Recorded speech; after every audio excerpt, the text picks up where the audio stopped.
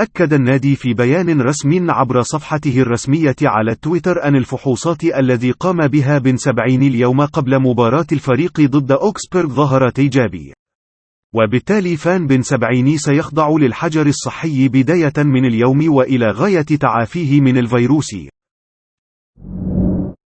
لم يذكر غوارديولا اسم اللاعب الجزائري رياض محرز رغم تألقه هو الآخر مع الخضر، إذ سجل هدفين وقدم تمريرة حاسمة في مباراتي زيمبابوي خلال الجولتين الثالثة والرابعة من تصفيات كأس إفريقيا، وهو الأمر الذي جعل العديد من وسائل الإعلام البريطانية تطرح علامات الاستفهام حول العلاقة بين محرز وغوارديولا، خاصة بعدما استبعده في مباراة السيتي وليفربول الأخيرة في البريمير ليج.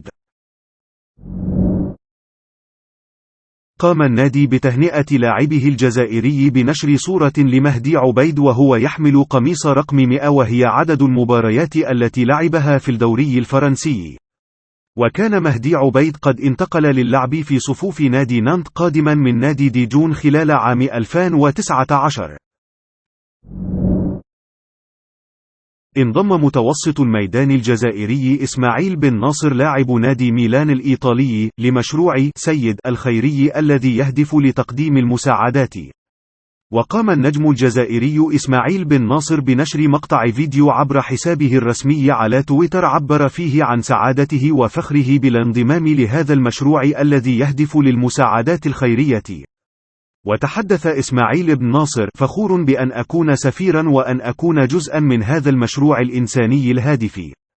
وتابع حديثه قائلا: ستتحد الأيادي من أجل مساعدة الفئات الأكثر حرمانا، وهذا من خلال دعم المشاريع المتعلقة بالصحة والتعليم والبيئة.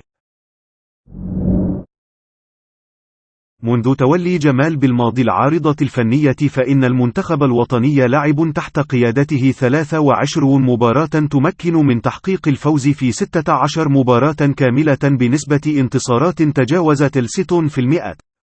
بينما تعادل المنتخب الوطني الجزائري في 6 مقابلات وتعرض لخسارة واحدة كانت بهدف دون مقابل أمام منتخب البينين.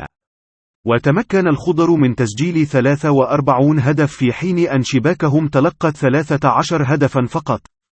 وقاد جمال بالماضي المنتخب الوطني للفوز بكأس إفريقيا الماضية، كما تأهل للكان القادم، بالإضافة إلى سلسلة عدم الخسارة في 22 مباراة على توالي.